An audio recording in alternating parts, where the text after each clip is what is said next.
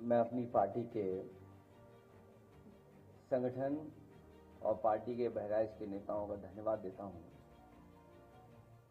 कि इस गंभीर समस्या को लेकर के लीडर ओपोजिशन जी से मिले थे वो, और कल ही जब मेरी आदरणीय माता प्रसाद पांडे जी से बात हुई तो हम लोगों ने तय किया कि जिन बच्चों का नुकसान हुआ है, घायल हुए हैं, चोट खाए हैं, उन परिवार के सदस्यों को बुला करके मैं मिलूंगा और पार्टी की तरफ से जो कुछ मदद हो सकती है वो हम लोग करेंगे।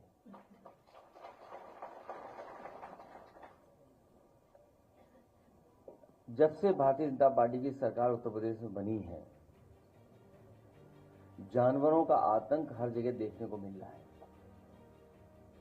चाहे हमारे गांव हों, चाहे हमारे रहसी इलाका शहर हों, और चाहे हम नोएडा गाजियाबाद की कभी कभी खबरें सुनने को मिलती हैं, वहां से भी खबरें आती हैं। और आपको याद होगा कि जिस समय चुनाव चल रहा था, देश के प्रधानमंत्री ने कहा था कि उत्तर प्रदेश में जानवरों की समस्या का समाधान हो जाएगा, और उन्होंने अपने भाषण में भी ये कहा कि हमारे पास पूरा रोड मैप तैयार है, इस समस्या का समाधान तुरंत हो जाएगा। लेकिन इधर हम लोग देख रहे हैं हर दिन कोई न कोई एक्सीडेंट हो रहा है, जो सड़कों पे जानवर हैं उससे जान जा रही है। हमारा एक साथी जो यहां खड़े होकर के कह रहा है, ये सच्चाई है कि पूरे उत्तर प्रदेश में लगातार जो छोटा पशु हैं, जानवर हैं, उनकी वजह से जान जा रही है। और इधर समाजवादी पार्टी ने विधानसभा में भी सरकार को जगाने की कोशिश की, टाइगर से, लेपर्ड से, जो हमारे जंगल के किनारे वाले जिले हैं उनमें समय समय पर जाने गई हैं, जिसमें बिजनौर है, पीलीभीत है, लखीमपुर है, आपका सीतापुर है, आगे बहराइच है, श्रावस्ती है, बलरामपुर है। इन तमाम जिलों में सूचनाएं हैं जहां पर जानवर आए हैं, जंगलों से निकल करके आए हैं और अटैक किया है, जिससे बड़े पैमाने पे लोगों की, किसानों की, गरीबों की जान गई। और इधर जो सुनने को मिल रहा है और देखने को मिल रहा है कि गीदड़ की वजह से पूरे के पूरा जो हमारा क्षेत्र है परेशान है, लोग भयभीत हैं, डरे हुए हैं। हमारे तमाम पत्रकार साथी भी मौके पे गए हैं, परिवार के सदस्यों से मिले हैं, उनकी बातचीत भी उन्होंने दिखाई है। और सरकार अभी भी गंभीर नहीं है।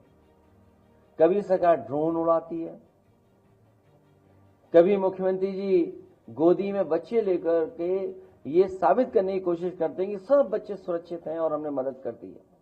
और जब मदद भी की गई तो उसमें भेदभाव हुआ है। कम से कम सरकार को गरीब के साथ भेदभाव नहीं करना चाहिए। इन्होंने गरीबों के साथ भी भेदभाव किया है। समाजवादी पार्टी की मांग है कि जिन बच्चों की जान गई है उन परिवार के सदस्यों को 10 लाख रुपए की मदद हो, और जो घायल बच्चे हैं उनको 1 लाख रुपए की मदद सरकार को करनी चाहिए, और उनका पूरा का पूरा इलाज और सुरक्षा का इंतजाम होना चाहिए। जानवर जान ले रहे हैं यहां पे तो।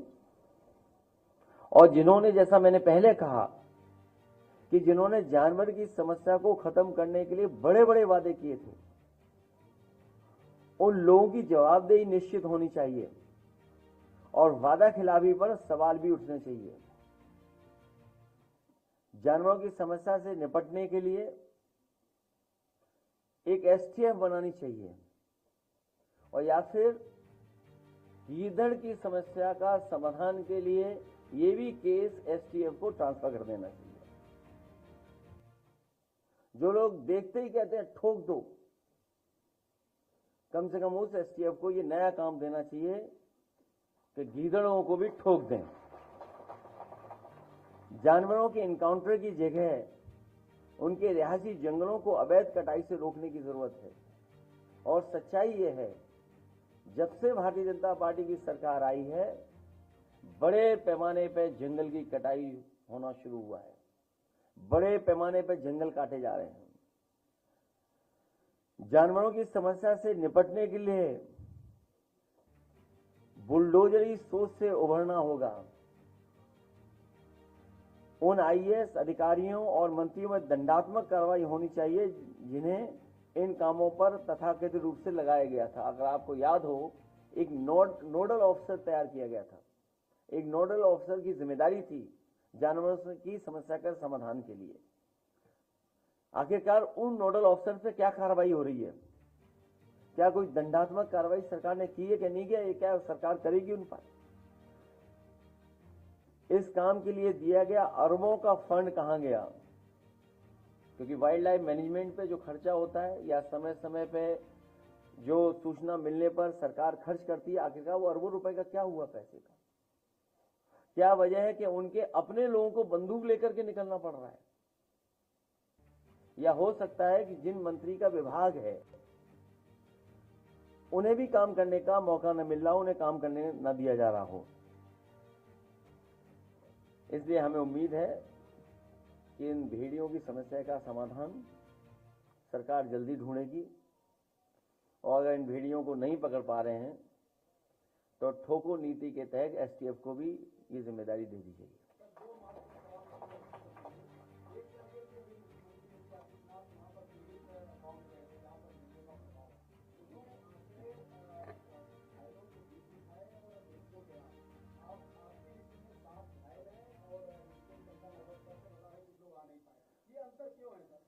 सरकार क्यों बताएगी या क्यों आंकड़े सही देगी? सरकार तो हर बात छिपाना चाहती है।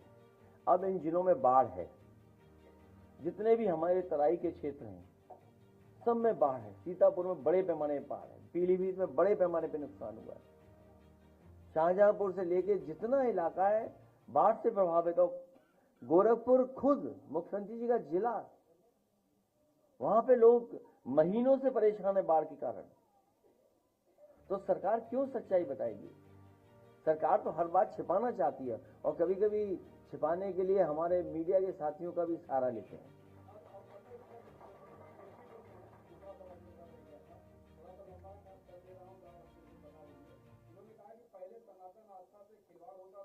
इनको जो विवादित ढांचा प्यारा था, ये राम भक्तों पर थे, इसका सारा किस्सा खोलेंगे तो मुंह दिखाने लायक नहीं रहेंगे। समाजवादी पार्टी को अंधेरा पसंद है। क्या कहेंगे इस तरह जो आरोप लगा? इधर मुख्यमंत्री जी और मुख्यमंत्री जी के स्टेटमेंट कुछ अलग तरह से आ रहे हैं। समाजवादियों ने और खासकर मैंने कभी किसी संत, किसी अपने महंत, किसी सन्यासी के बारे में कुछ नहीं कहा। अगर उनको लगता है कि वो शब्द ऐसा है जिसका भाव वो किस रूप में ले रहे हैं, तो हम तो ये कहेंगे कि हमारे उत्तर प्रदेश के मुख्यमंत्री नहीं है, वो मठाधीश मुख्यमंत्री हैं।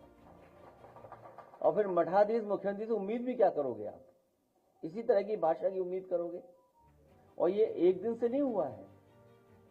जब से बीजेपी हारी है तब से कुछ संतुलन गड़बड़ा गया है।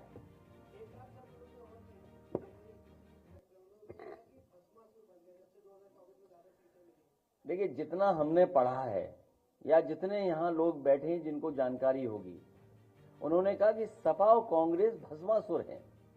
देखिए, भस्मासुर दो नहीं हो सकते हैं। बीजेपी अपने भस्मासुर को ढूंढ रही है।